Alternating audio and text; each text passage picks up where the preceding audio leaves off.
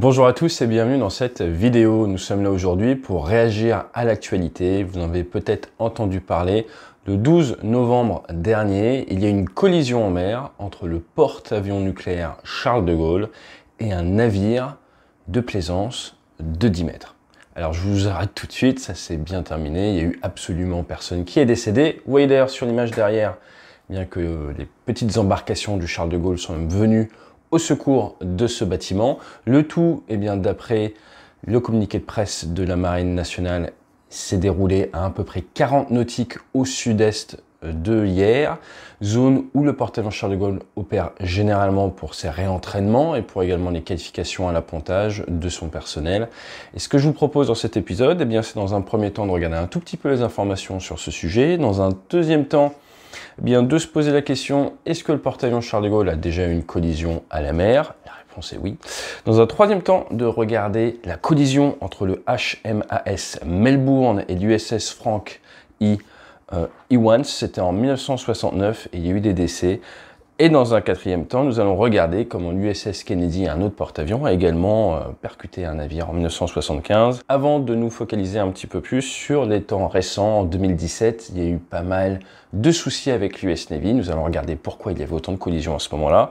Et à la fin, de nous questionner sur qu'est-ce que cela veut dire par rapport au risque terroriste d'avoir un bateau de 10 mètres qui puisse venir au contact d'un porte-avions nucléaire, mais également ensuite derrière, qu'est-ce que ça veut dire d'un point de vue de navigation maritime. Un beau petit programme, on va essayer de faire tout ça assez rapidement et on attaque juste après le jingle.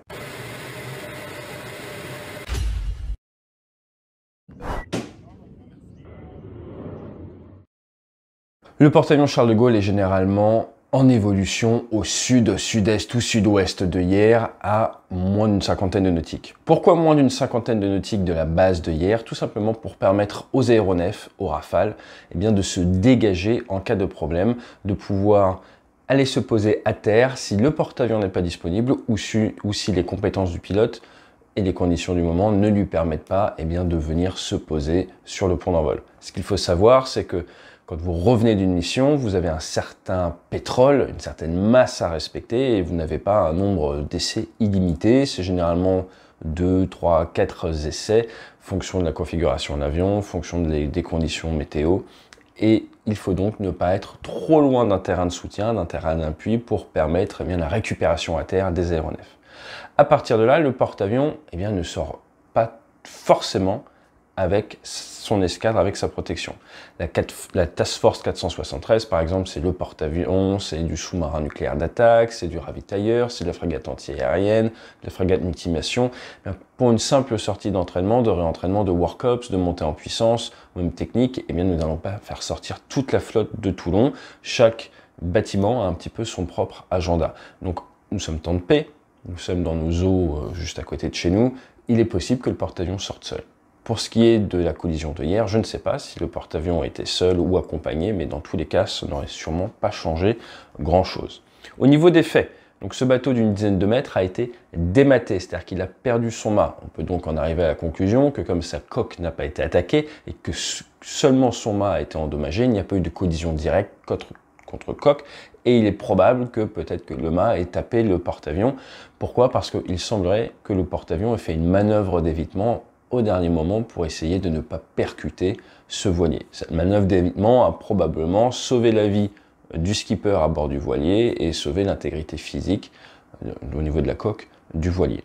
Les informations que l'on a sont que la collision a eu lieu à 7h30 du matin, que le skipper était tout seul à bord. Il est donc probable que le skipper était à l'intérieur du bateau, n'a pas vu arriver le Charles de Gaulle, même s'il est également probable que le Charles de Gaulle ait donné de la voix, c'est-à-dire fait sonner un peu sa sirène en se rapprochant. Une fois qu'il y a eu collision, le porte-avions a mis à l'eau deux petites embarcations que l'on peut voir, on en voit une ici. Vous voyez d'ailleurs que sur l'embarcation, il y a marqué R91-3, c'est la troisième petite embarcation du R91 qui est le porte-avions Charles de Gaulle, R pour carrier. Et on voit également au niveau de l'horaire qu'il est 7 heures. Donc vous allez me dire, ils ont dit que la collision a eu lieu à 7h30 et là il y a marqué 7h, c'est parce que c'est 7h30 local et là au niveau de la caméra c'est 7h GMT, 7h Zulu, l'heure internationale, il est donc 8h local, donc cette image a lieu exactement 30 minutes après la collision. Les conditions de mer, il y avait à peu près 25 nœuds de vent, une mer 4, on voit quand même, bon, c'est pas mer déchaînée, mais il y a quand même voilà, de la météo. Et in fine, le bateau a été remorqué, le petit bateau a été remorqué vers Toulon. Donc en résumé, il est peu probable qu'il y ait eu un contact direct entre les coques des navires, et c'est sûrement pour ça que le mât a sauté, mais l'enquête nous expliquera tout ça. Il y a un bureau enquête analyse air, vous le connaissez, il y a également des bureaux enquête analyse mer, et vous doutez bien que comme le Charles de Gaulle est impliqué, il va y avoir une très bonne enquête. Pour la petite histoire, l'actuel chef d'état-major de la marine, l'amiral Vendier, était commandant du porte-avions. J'ai servi sur le porte-avions pendant qu'il était commandant du porte-avions, donc je pense qu'il va s'intéresser de près à la problématique. Alors, y a-t-il déjà eu une collision en mer avec le porte-avions Charles de Gaulle? La réponse est oui.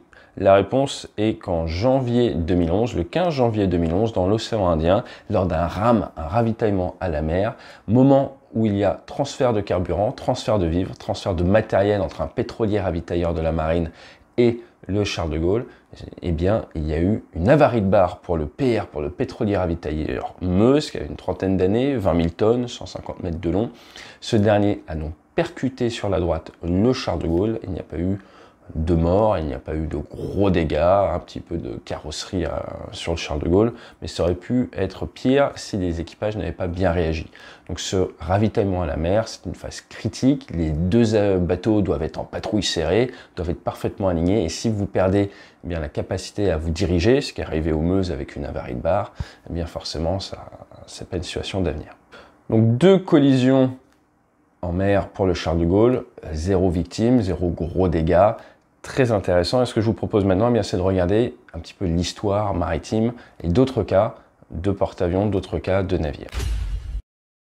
On va regarder le 3 juin 1969 avec le HMAS Melbourne. Alors si ça vous dit quelque chose, c'est parce que justement le porte-avions Melbourne, il a été racheté par les Chinois dans les années 80. Mais ce porte-avions, c'est le seul bateau du Commonwealth qui a 2 victoires maritimes, temps de paix. Et malheureusement, une sur un autre bateau australien, une autre sur un bateau américain. Donc ce HMAS Melbourne, eh bien, dans un premier temps, c'était en 1964, il a percuté un navire australien, 82 morts à bord, il l'a découpé. En 1969, ce coup-ci, 74 morts, il a percuté le Frank E. Evans, un navire américain, et pareil, énormes dégâts, et le bateau était cassé. Ces images vous donnent une bonne idée à peu près de l'énergie quand un porte-avions, le HMAS Melbourne, c'est 22 000 tonnes, 213 mètres, percute à forte vitesse un autre navire, ça fait beaucoup de dégâts. Le 22 novembre 1975, eh bien là, porte-avions américain, le CV-67, l'USS Kennedy, qui percute l'USS Belknap. Donc là, eh bien, il y a eu un incendie derrière. L'incendie a fait de très gros dégâts au niveau de la frégate. Et c'est grâce au lesson learned de cette collision qu'il a été décidé que la classe Harley Burke serait en métal, de manière à limiter l'un des pires ennemis que l'on a sur un navire de guerre, un navire tout court, c'est le feu. Plus proche de nous, en 2017, vous avez peut-être entendu parler dans la presse il y a maintenant à peu près 4 ans, il y a eu de nombreuses collisions entre l'US Navy et des navires civils, notamment dans la zone Asie-Pacifique. Il y a eu notamment 2 collisions avec l'USS Fitzgerald et l'USS McCain qui ont fait perdre la vie de 17 marins.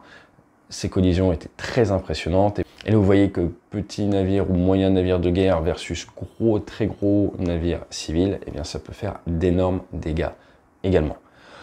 Forcément, il y a eu des enquêtes et il a été conclu que c'était principalement la faute des officiers, la faute de la Navy, et il y a eu pas mal eh bien, de mutations sur le front de l'Est, pour reprendre l'expression de Papy fait de la résistance. Blague à part, à chaque fois, il y a eu eh bien, des cours martiales, il y a eu des enquêtes très poussées, et le fait qu'il y ait eu mort d'homme rend ça encore plus tragique, encore plus dramatique, mais avec des répercussions pénales. Comment est-ce que c'est possible que des navires puissent se rapprocher aussi près d'un navire de guerre alors qu'on est en Vigipirate, qu'il y a, il y a des risques d'attentats? Vous doutez bien qu'un bateau de 10 mètres, s'il avait été chargé d'explosifs de TNT qui s'était fait exploser juste devant la proue du Charles de Gaulle, eh bien l'Europe aurait perdu son porte-avions nucléaire, ce qui n'est pas terrible. Donc, pourquoi? Tout simplement parce que quand vous êtes militaire, vous êtes formé à faire la guerre. Vous n'êtes pas formé à faire du temps de paix. Alors, vous allez me dire maintenant, crise, guerre, tout ça, oui, mais là où je veux en venir, c'est les règles d'engagement. Si vous voulez empêcher quelqu'un de se rapprocher de vous, vous allez devoir l'éviter, le temps de paix. Vous allez pouvoir lui dire n'approche pas, après éventuellement faire des tirs de semonce, mais en temps de paix, par exemple en Méditerranée, si on commence à faire des tirs de semonce sur tout le monde, ou même quand on passe au large de l'Iran, qu'on commence à faire des tirs de semonce sur tout le monde, ça met une gradation, une agressivité que le politique n'est pas prêt à assumer, et à partir de là, eh bien, on n'a pas le droit de le faire, ce qui se comprend tout à fait, je dis pas le contraire.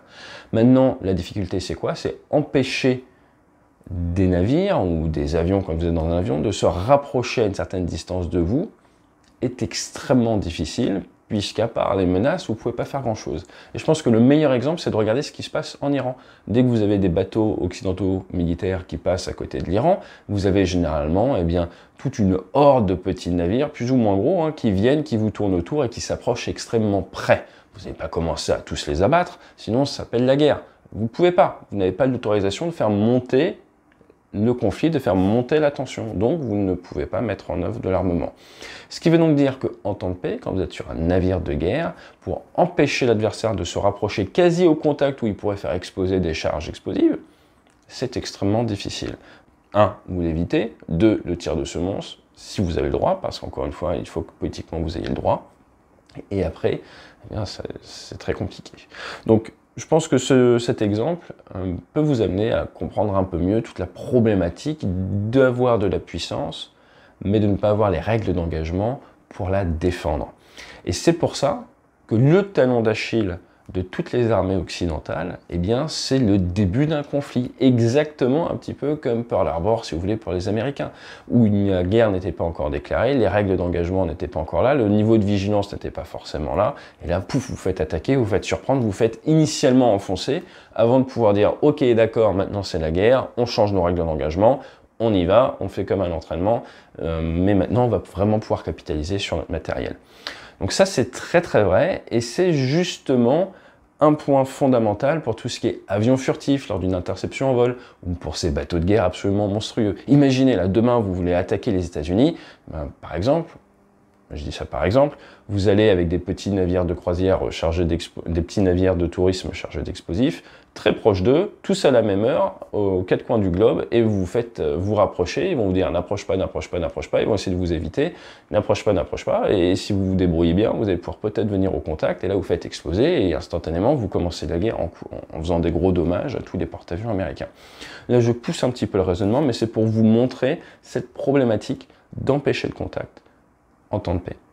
Autre problématique avec un porte-avions, c'est une fois qu'il est à sa route avia, une fois qu'il est lancé, une fois qu'il a pris son élan pour récupérer des avions, qu'il est en manœuvre d'aviation, normalement c'est aux autres bateaux de se pousser, ce n'est pas à lui de se pousser, et ça peut avoir des implications. Alors là vous allez me dire, mais c'est super fragile un porte-avions en fait. Et là je vous réponds, c'est fait pour aller en haute mer, c'est pas fait pour se balader à 10 nautiques des côtes. Si vous allez en haute mer, vous n'allez pas être embêté. Vous pouvez voir les autres bateaux de loin, il y a moins de monde et vous pouvez les éviter ou, avec votre escorte, les faire intercepter. C'est aussi à ça que sert l'escorte, accessoirement. Donc voilà, grosse différence de philosophie entre le temps de paix et le temps de guerre pour ce qui est de la protection et du maintien à distance de matériel dangereux et potentiellement pour une flotte. Ça, c'est très important à comprendre. Le dernier point, eh bien, c'est quoi? C'est voir et éviter. Exactement comme dans l'aviation, il faut se voir et s'éviter, sur la mer, il faut se voir et s'éviter. À partir de là, il faut réussir à anticiper en permanence, avoir un guet visuel, en permanence avoir des personnes qui surveillent l'extérieur, en plus de la partie un radar, de manière à pouvoir anticiper.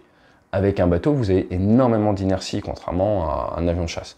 Cette inertie, elle se retourne rapidement contre vous. Un bateau comme le Charles de Gaulle a une vitesse minimum, de manière à pouvoir assurer sa manœuvre. Si vous êtes à 1 nœud ou 2 nœuds, il ne peut pas vraiment bouger. Si vous êtes à 4 nœuds, il va réussir à bouger. Donc le but du jeu, c'est un peu comme un requin, d'être en permanence en déplacement, de manière à pouvoir faire des évitements si possible et réagir. Mais vous ne voulez pas réagir au dernier moment, vous voulez anticiper. Et comme je vous l'ai dit juste avant, la problématique c'est quoi? La problématique c'est lors des manœuvres aériennes, où là, vous ne pouvez pas faire de gros écarts parce que vous avez des bateaux qui se posent. Donc il faut avoir anticiper dans quelle zone vous allez le faire, anticiper la situation maritime pour prendre le bon cap, partir du bon moment. Et ça nécessite eh bien, pas mal de personnel sur le pont, pas mal de travail et pas mal d'expérience. Au final, qu'est-ce que l'on a vu aujourd'hui? On a vu que le porte-avions a une collision avec ce petit bateau, qu'il n'y a pas eu mort d'homme, que le porte-avions avait déjà eu une collision avec le pétrolier ravitailleur Meuse en 2011, qu'il est déjà arrivé à d'autres porte-avions d'avoir eh bien, des rencontres à la mer comme ça avec des navires, principalement militaires, des navires de leur escorte, en Australie, aux États-Unis, qu'à chaque fois il y a eu d'énormes dégâts et de nombreuses pertes humaines, que de nos jours ça reste toujours un problème. On l'a vu en 2017 avec des navires de guerre américains qui percutent des navires civils, plus récemment encore cette année, même avec des sous-marins qui percutent des massifs sous la mer, donc c'est un vrai problème. On a également vu qu'un porte-avions temps de paix n'a pas les mêmes outils pour se défendre que temps de guerre, n'est pas dans la même philosophie non plus, et que, quoi que l'on en dise, quelle que soit la technologie, il faut voir, éviter et anticiper, et qu'au final, il y aura une enquête, elle sera publiée, et on pourra sûrement y réagir si ça vous intéresse. Donc si vous voulez qu'on regarde un petit peu également les enquêtes d'accidents maritimes, comme vous le savez, j'étais officier de marine, n'hésitez pas à me le mettre dans les commentaires, j'espère que cette réaction à l'actu vous a plu. Pour le montage, eh bien, je fais rapide parce que, voilà, réaction à l'actu, et puis il est tôt, c'est samedi matin, j'espère que la réactivité vous a plu, et dans tous les cas, je vous dis à bientôt en conférence pour des workshops ou autres, hein. C'est on va dire, le nerf de la guerre de ce que l'on fait avec des briefs. On vous amène les méthodes de l'aérien dans votre entreprise pour vous aider justement à mieux performer, mais on en reparlera pourquoi pas la semaine prochaine. D'ici là, excellent week-end et fly safe.